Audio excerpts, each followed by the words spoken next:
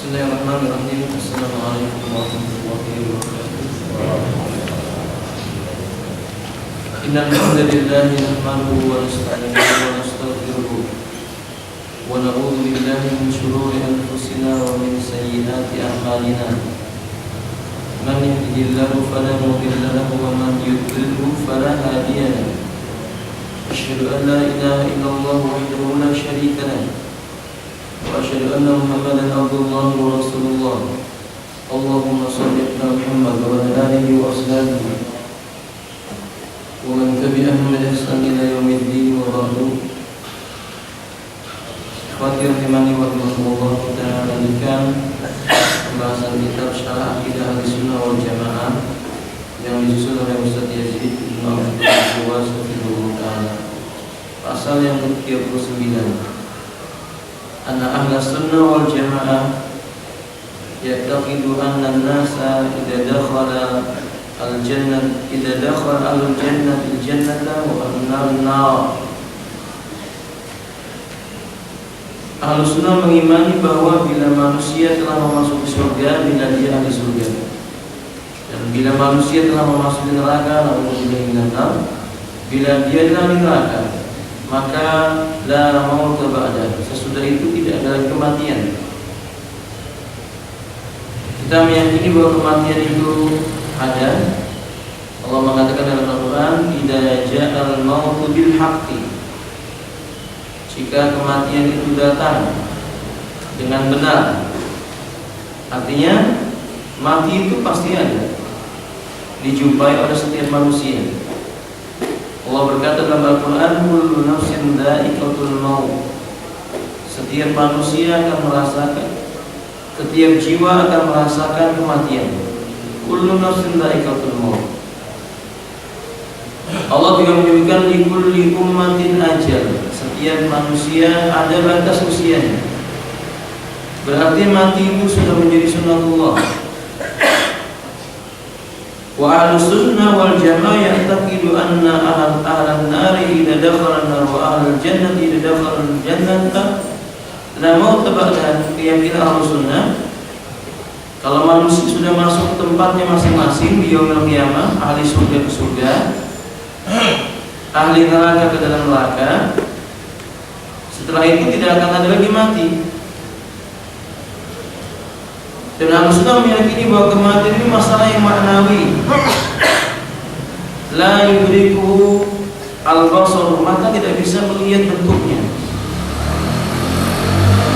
Tapi di akhirat, Ahlussunnah meyakini bahwa kematian itu akan diserupakan dengan seekor kibas, kambing.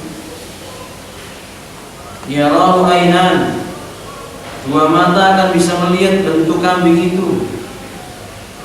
Summa biha bainal jannati wan nar, kambing itu akan disembelih antara surga dan neraka. Wa qila, lalu dikatakan, ya ahlal jannati khuludun fala mauta, hai ahli surga, kekalah kalian di dalamnya, tidak merasakan mati selamanya. Wa ya ahlan nari khuludun fala mauta, wahai ahli neraka, kekalah kalian di dalamnya dan tidak akan merasakan kematian selamanya. Riwayat ini dikeluarkan oleh Imam Bukhari dalam kitab Tafsir dari jalan sahabat Abu Sa'id al-Khudri radhiyallahu ta'ala. Nabi menjelaskan kepada kita bahwa si mati itu ternyata pun mati.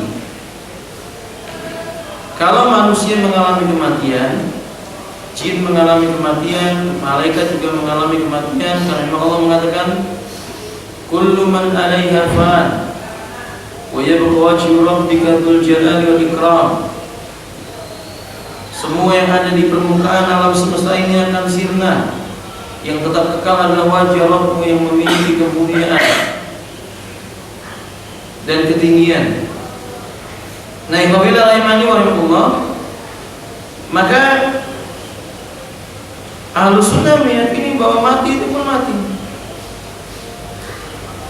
Rangkaian peristiwa yang terjadi di akhirat seperti hisab, kemudian diberikannya pahala sesuai dengan amal perbuatannya, disiksa bila dia merupakan pelaku maksiat, masuk surga dan masuk neraka bagi penduduknya masing-masingnya dengan izin Allah Ta'ala.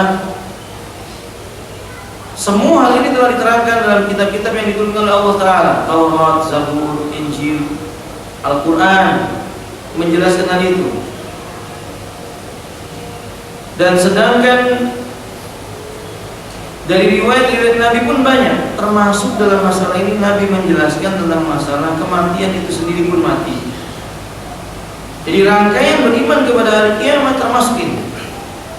Bukan hanya beriman dengan dibangkitkannya makhluk dari kematiannya, tapi beriman juga tentang bagian daripada rangkaian beriman kepada hari kiamat, mengimani bahwa kematian itu pun akan merasakan mati. Ini menunjukkan bahwa Allah itu Maha Kuasa. Wallahu ta'ala alam bisawab.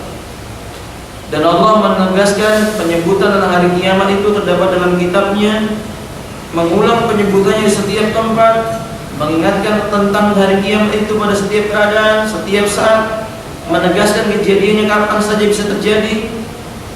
Banyak Allah sebutkan hal ini. Allah katakan walladzina yu'minuna bima unzila ilaika wa ma unzila min qablik wa bil akhirati hum yuqinun.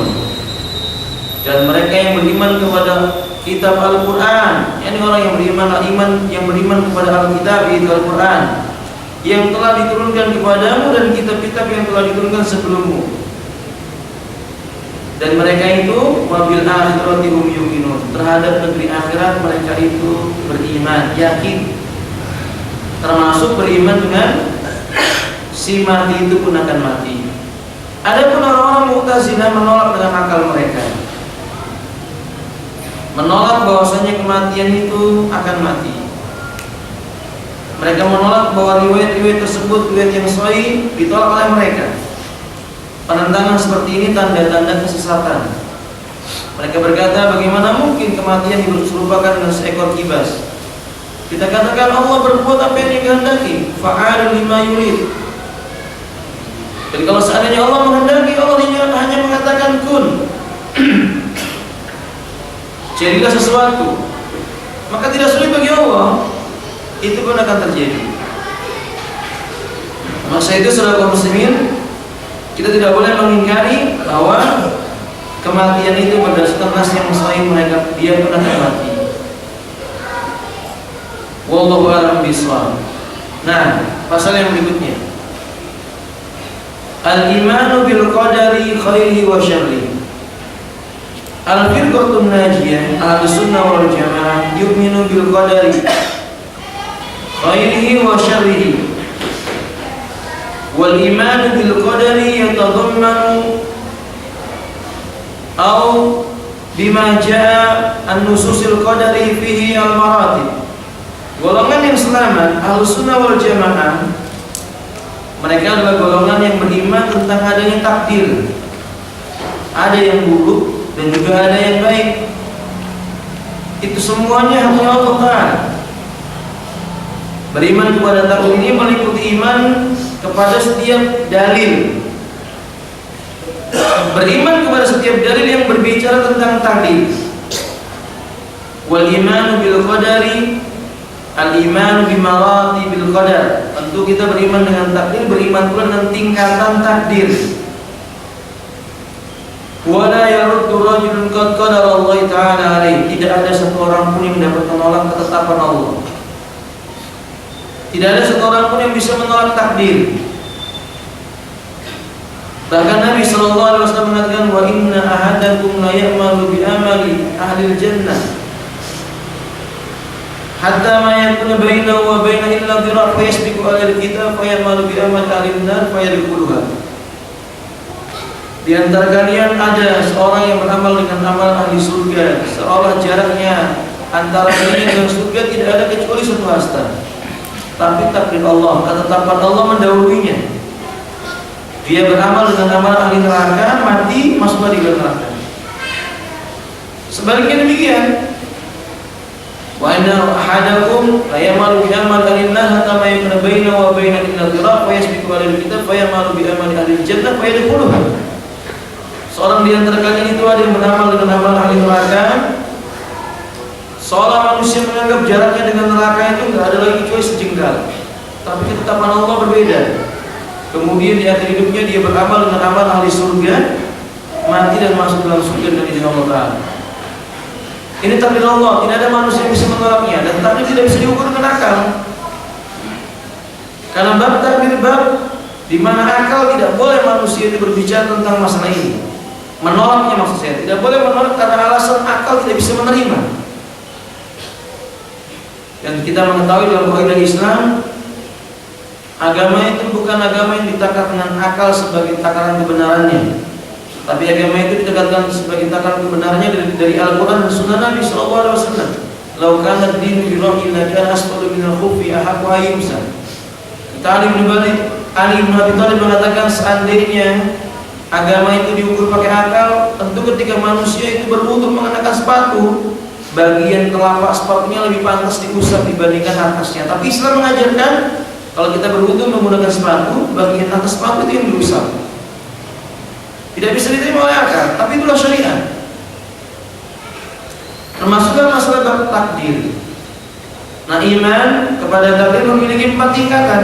Mengimani takdir itu berarti kita mengimani memiliki 4 buah tingkatan iman kepada takdir. Yang pertama, al-ilmu.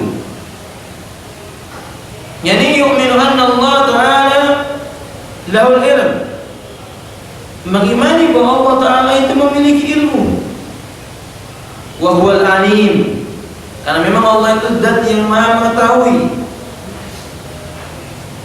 di mana ilmunya Allah ini sifat yang terus menerus, sifatun azaliyatun, sifat yang terus menerus, nggak mungkin terpisah dari Allah Ta'ala, sedetik pun tidak bisa. Dan sifat ini kekal, daim, terus menerus dan kekal, tidak terbatas. Maksudnya bukan sifat ini pengetahuannya sejenak, cuma sehari 2 hari, setahun 2 tahun atau 1000 tahun, tidak. Tapi ilmunya Allah ini akan ada pada Allah terus menerus, tidak akan pernah sirna dari Allah Taala. Allahu ya'lamu ma fis samawati wa ma fil ardi wa ma bainahuma. Wa ya'lamu ma fis samawati wal ardi wa ma bainahuma. Sesungguhnya Allah itu mengetahui apa yang ada di dalam langit, apa yang tersembunyi di dalam bumi, bahkan apa yang terletak di antara langit dan bumi. Allah Subhanahu wa Ta'ala mengetahuinya semuanya. Tidak ada yang tertutupi dari Allah sedikit pun juga. Tafsiriyatan aw mujmalatan, rinciannya maupun globalnya Allah tahu. Sampai-sampai daun yang kering yang jatuh dari pohonnya berapa jumlahnya, jam berapa dia jatuhnya, ketika apa dia jatuhnya, sebab apa dia jatuhnya, Allah tahu. Biji-bijian yang tumbuh, apakah biji yang terlihat oleh mata ataukah tidak terlihat oleh mata, kapan dia tumbuh, di jam apa dia tumbuh, penyebab apa dia tumbuh, di tempat mana dia tumbuh, Allah tahu. Dan dia mengetahui yang gaib, yang tidak tampak oleh pandangan mata manusia. Dia mengetahui semua amal perbuatan makhluk yang disembunyikan maupun yang ditampakkan, baik itu berupa ketaatan, kemaksiatan, jumlah rezeki yang bakal diterimanya, ajalnya kapan tiba, hidupnya bahagia atau sengsara, Allah tahu semuanya. Maka beriman kepada takdir, kita mengimani ini, kita percaya tidak mungkin luput dari Allah sesuatu pun darinya. Tidak mungkin ilmunya Allah pergi darinya. Ilmu Allah ini sifat yang azali, terus menerus, tidak akan pernah sirna. Allah mengatakan di dalam surah Al-An'am ayat 59, wa indahu mafatihul ghaibi la ya'lamuha illa hu. Dan di sisi Allah itu ada kunci-kunci kegaiban. Kunci-kunci yang gaib itu di sisinya Allah. La ya'lamuha illa hu. Tidak ada yang mengetahuinya kecuali Allah. Ini penegasan bahwa Allah tahu yang gaib. Allah tahu yang akan terjadi dan telah terjadi dan sedang terjadi.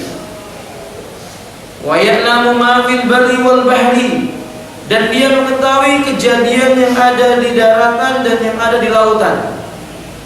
Wa ma tasqutu min waraqatin illa ya'lamuha, dan tidak satu daun pun yang kering jatuh melainkan Allah tahu tentangnya.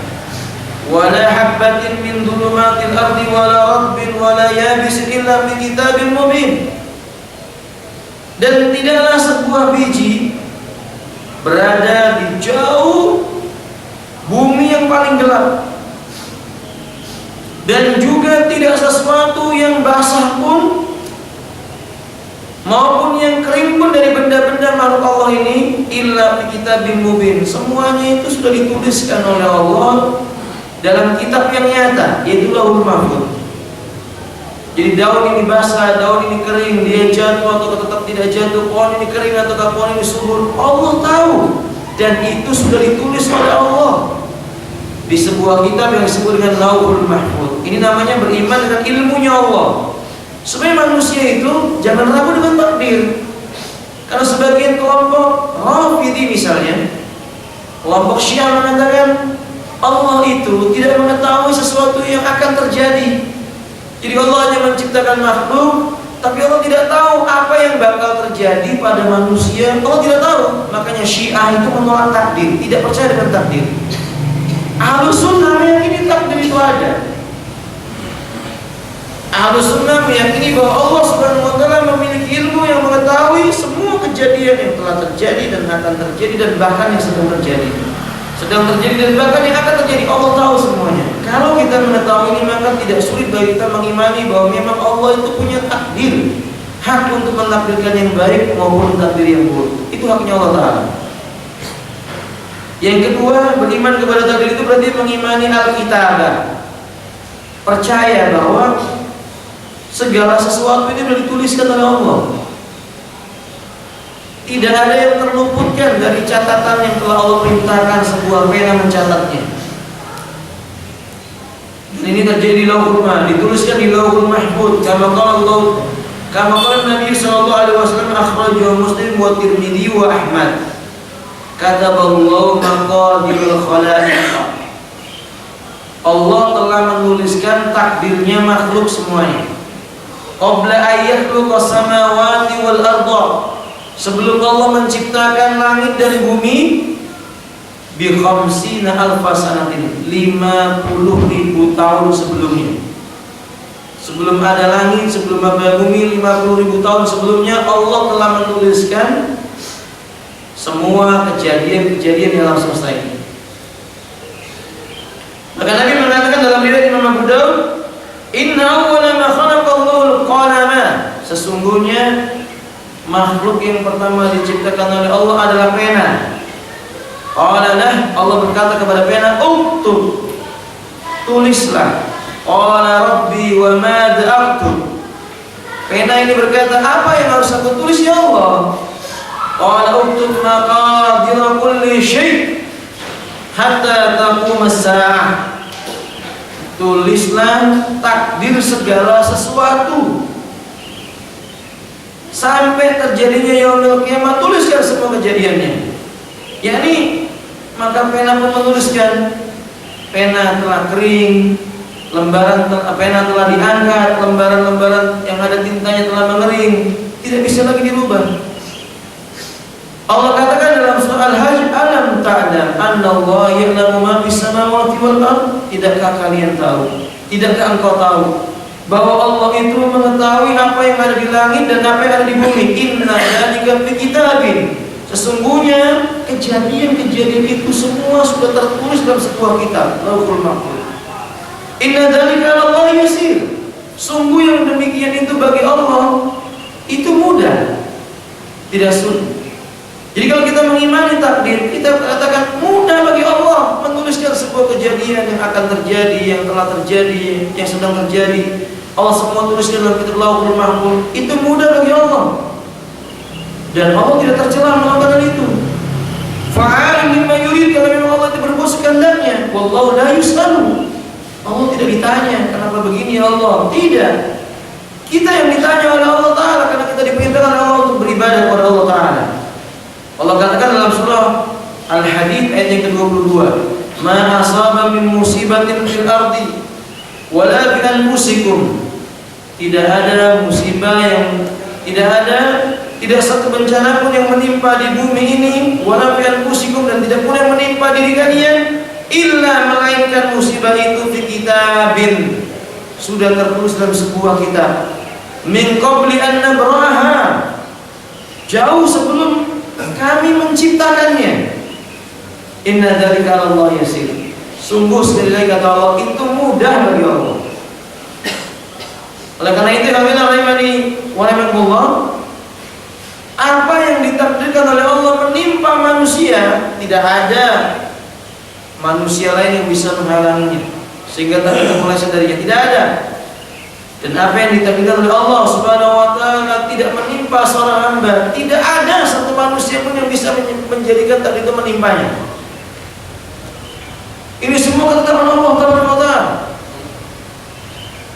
Dan mengingkari perbuatan ini diingkari oleh para ulama, bahkan para sahabat. Yang ternyata Abdullah bin Umar mengatakan, walladzi nafsu ibni Umar biyadi, demi zat yang jiwanya Abdullah bin Umar ini ada di tangannya, lau kana li ahadin mislu uhudin daban, seandainya salah seorang di antara mereka itu memiliki satu gunung Uhud emas, satu gunung Uhud, Bang.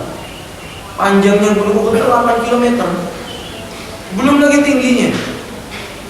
Kalau manusia punya satu gunung Uhud emas, summa anfaqahu fi sabilillah, kemudian diinfakkan semua emasnya itu di jalan Allah, enggak ada tersisa, semua di jalan Allah, ma qabilallahu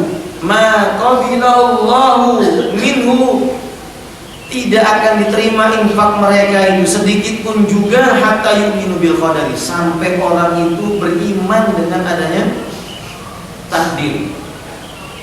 Seolah-olah beliau mengisyaratkan mengingkari takdir itu hukumnya kafir, karena amalnya tidak diterima oleh Allah. Amal yang tidak diterima oleh Allah, amal orang itu menjadi hapus karena sebab kekufuran.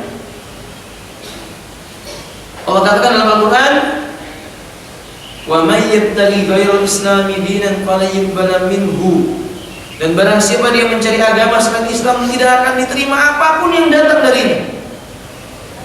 Yani kafir, tidak diterima amalan oleh Allah Taala.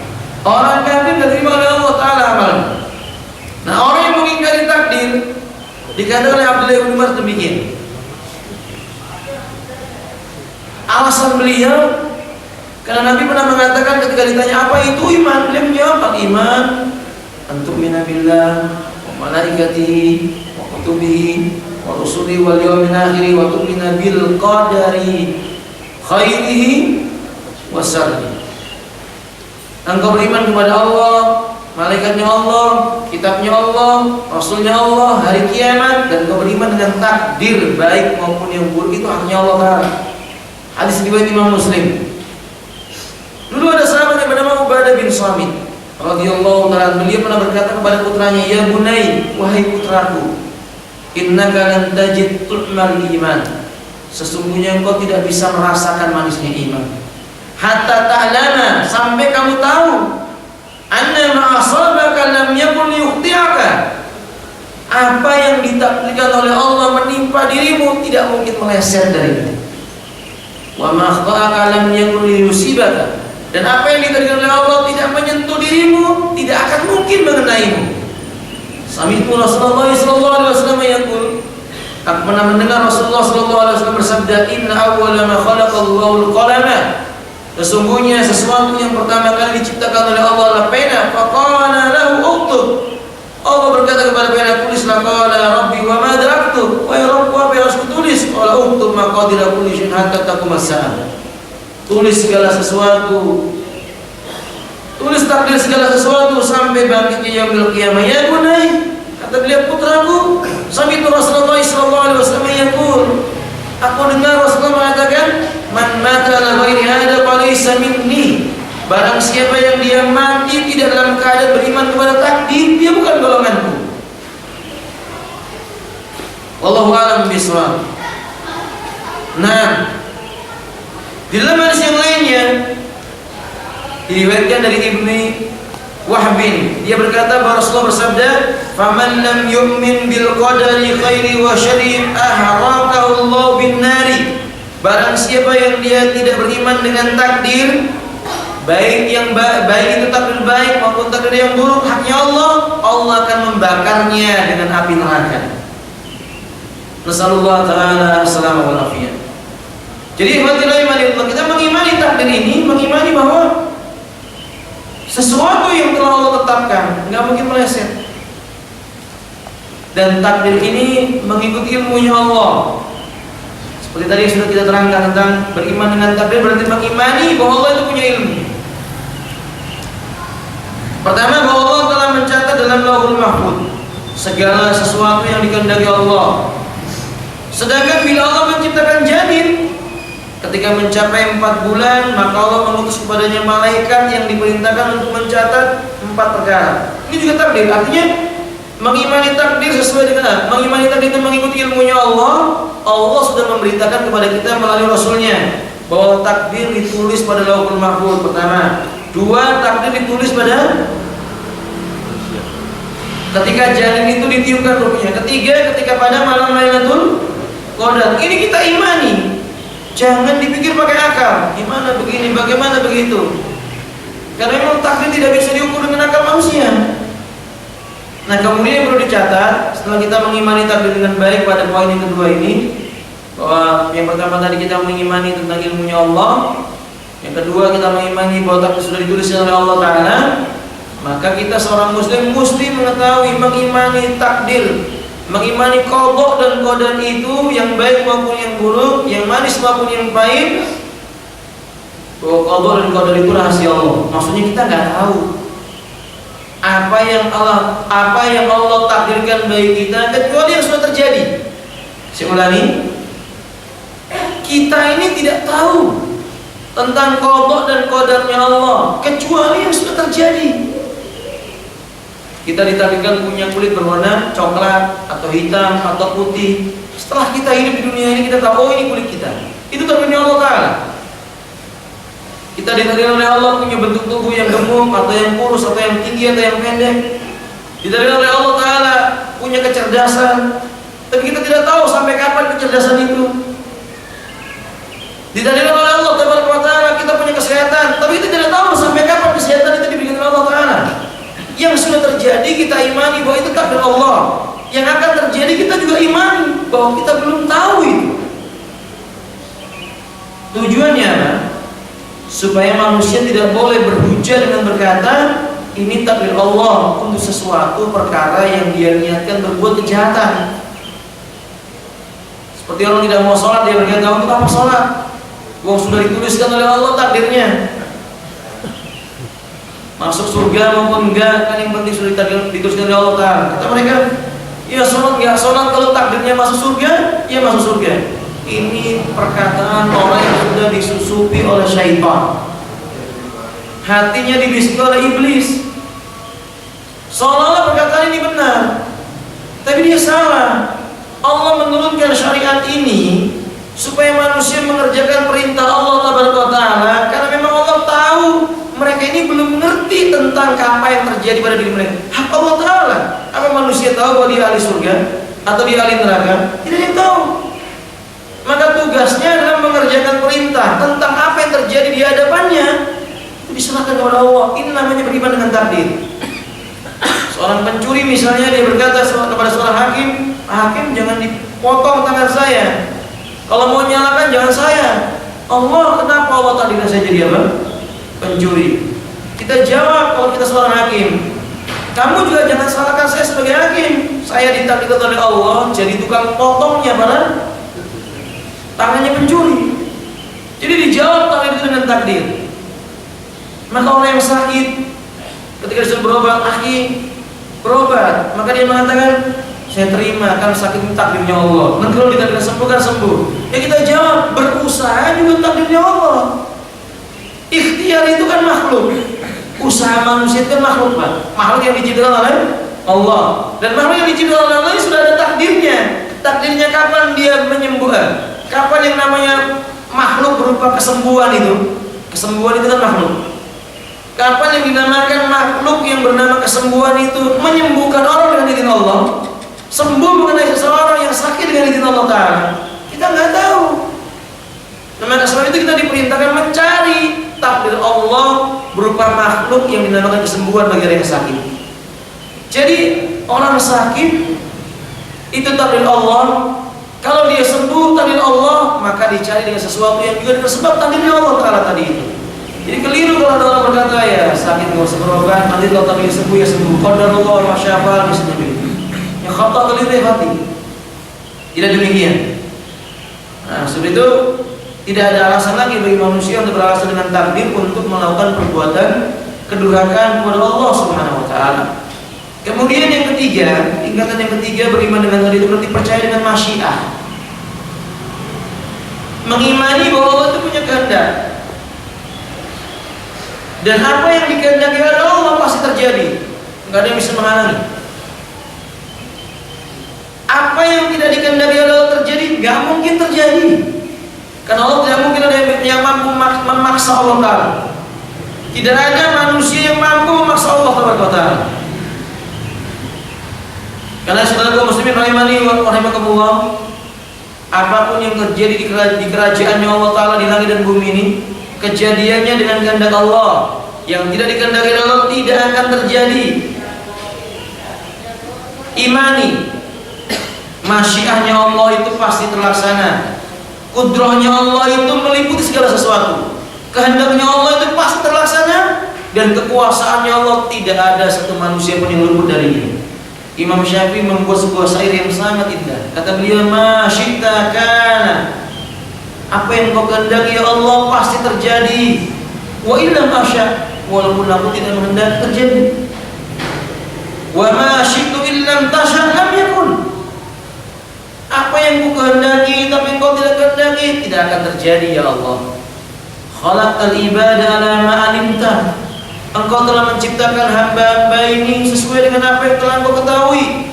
Fa fil ilmi yajril fata wal musin. Fa fil ilmi yajril fata wal musin. Dan di dalam ilmumu ya Allah berlangsung kehidupan. Apa itu? Ada orang yang muda menjadi tua atau belum sempat tua meninggal dunia. Itu berlaku kehendakmu. Itu sesuai dengan ilmu. Ala damananta wa ada qadarta. Engkau berlaku siapa yang engkau pelihara dan siapa yang engkau hinakan. Wa ada anta wa lam tuin. Yang ini kamu tolong, yang itu kamu tidak tolong. Yang ini kamu telantarkan, yang itu kamu kehendaki dimuliakan. Fa minhum saqiyun wa minhum sa'idun. Sesuai dengan kehendakmu ada yang bahagia, ada yang sengsara. Wa minhum qabihun wa minhum hasanun. Dan sesuai dengan kehendakmu ya Allah, ada yang baik, tapi ada pula yang akhlaknya buruk. Jadi Imam Syafi'i mengatakan bahwa inilah bagaimana takdir. Percaya bahwa perkara tersebut kehendak Allah Azza wa Jalla, tidak mungkin ada yang bisa menolaknya. Allah Maha Adil. Allah Maha Bijaksana. Kalau ada yang berkata kenapa yang ini miskin, kenapa yang itu kaya? Kenapa yang saya miskin, kenapa yang sana kaya? Ya Allah, salah. Justru itu adil. Ketika Allah menjadikannya dia orang miskin. Kenapa kalau dia bilang qiyamah orang miskin punya keutamaan? Dia tidak dihisab dengan hisab yang berat, beda dengan orang kaya. Dihitung semuanya Bapak. Serupiah, 2 rupiah, berapapun yang keluar darinya, dibelanjakan kemana, dapat dari mana, untuk siapa, ditanya oleh Allah. Teliti, nggak ada yang terluputkan. Orang miskin apa yang mau ditanyakan, hartanya nggak ada. Itu menunjukkan bahwa adil. Dan keadilan Allah, kemaha bijaksanaannya Allah itu menunjukkan keberlangsungan hidup di muka bumi. Ketika Allah menciptakan siang, maka Allah masukkan malam supaya adil. Ketika Allah menciptakan orang kaya agar kekayaan yang dimiliki orang kaya ini berjalan, supaya orang kaya ini dengan kekayaannya dapat pahala, dan supaya orang yang miskin ini dihapuskan dosa-dosanya karena kemiskinannya, karena miskin itu musibah. Maka berlangsunglah kehidupan antara yang kaya dengan yang miskin. Yang kaya memberi yang miskin mendoakan, ya Allah, berikanlah kekayaan bagi kami, saya dan juga saudara saya. Mungkin Allah memberikan yang kaya bagi si fulan dengan sebab doa si miskin. Berlangsunglah keadilan ini dan kebijaksanaan ini. Maka tidak ada sedikit pun juga kedoliman yang Allah Ta'ala berikan kepada hamba. Tidak. Allah tidak berbuat kedoliman. Jadi saudara kaum muslimin rahimani wa rahimakumullah, Makanya nggak boleh manusia itu mengatakan kenapa yang saya miskin, kenapa yang sana kaya. Dia salah. Padahal pada orang miskin itu banyak keutamanya, sangat banyak keutamaan orang yang miskin. Sampai Nabi mengatakan, Allahumma ij'alni minal masakin wa ba'asni ma zumratil masakin. Ya Allah, jadikan aku termasuk orang yang miskin. Maksudnya bukan orang yang melarat, tapi miskin yang dimaksud tenang hatinya. Karena orang miskin itu kebanyakan hati lebih tenang, nggak mikir. Ketika tidur itu bang, nggak mikir. Orang miskin tidurnya paling nyenyak, insya Allah. Orang miskin tidurnya paling nyenyak, insya Allah. Nggak mikir mobilnya udah dikunci belum, pagarnya udah dikunci belum, nggak mikir rumahnya mau didobrak maling atau enggak. Karena nggak mungkin maling masuk ke rumah orang miskin. Lebih tenang Allah adil. Wa ba'asni ma zumratil masakin, dan bangkitkan aku bersama dengan orang-orang miskin. Dan Nabi mengatakan manusia yang paling berbahagia pertama kali masuk dalam surga itu, kata Nabi, dari kalangan umatku yang miskin. Jadi orang miskin itu diberikan oleh Allah kegembiraan yang dulu di dunia dia belum dapatkan. Pertama kali dia melangkahkan kakinya dalam surga, lalu melihat surganya Allah Azza wa Jalla. Nah, Allah Subhanahu wa taala mengatakan sebagai dalilnya, ini bukti bahwa ucapan Imam Syafi'i itu benar. Ada alasannya. Surah Al-Imran ayat 26 sampai 27. Qulillahumma malikul mulki tu'til mulka man tasha. Ucapkanlah, ya Allah, malikul mulki, raja yang menguasai kerajaan yang ada. Tu'til mulka man tasha, engkau berikan kerajaan itu kepada siapa yang kau kehendaki. Wa tanzilul mulka mimman tasha, dan kamu cabut kekuasaan itu dari siapa yang kamu kehendaki. Wa tu'izzu man tasha, engkau berikan kemuliaan siapa yang kamu kehendaki. Wa tudhillu man tasha, engkau hinakan siapa yang kau kehendaki. Wa biyadikal khair, di tanganmu lah ya Allah segala kebaikan. Innaka ala kulli syai'in qadir, sesungguhnya engkau atas segala sesuatu maha berkuasa. Tulijul lail fin nahar, engkau masukkan malam ke dalam siang. Wa tulijun nahar fil lail, dan engkau masukkan siang ke dalam malam. Wa tukhrijul hayya minal mayyit, kamu keluarkan yang hidup dari yang mati. Wa tukhrijul mayyita minal hayyi, dan kamu keluarkan yang mati dari yang hidup. Wa tarzuqu man tasha, engkau beri rezeki siapa yang kamu kehendaki. Bi ghairi hisab, tanpa ada batasnya, tanpa ada hisabnya. Nah, ikhwati, maka ayat ini menjelaskan ucapan Imam Syafi'i tadi benar. Allah berbuat semaunya. Bila yang menghendaki terjadi, dan apa yang kita kehendaki belum tentu terjadi. Apa yang dikehendaki Allah terjadi walaupun kita tidak menyukai akan terjadi. Berlaku sunatullah, tua dan muda, tua muda menjadi tua kemudian binasa, bahkan sebagiannya belum sempat tua mereka binasa. Itu takdirnya Allah Subhanahu wa taala. Nah, sebagai penutup, Allah Subhanahu wa taala berfirman, "Walladzina kadzdzabu biayatina summum buk walladzina kadzdzabu biayatina summun wa bukmun fid dhulumat." Dan orang-orang yang mendustakan tanda-tanda kekuasaan kami, mereka itu orang yang peka telinganya, bisu mulutnya, berada dalam kegelapan. May yasha'illahu yudlilhu wa may yasha' yaj'alhu 'ala siratin mustaqim.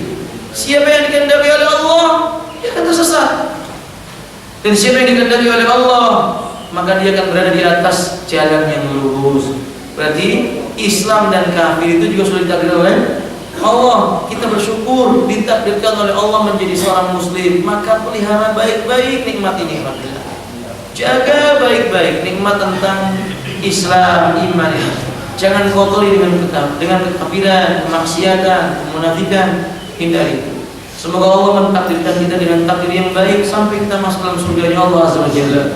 Semoga Allah Subhanahu wa taala senantiasa menolong kita untuk senantiasa beriman dengan apapun yang datang dari syariatnya.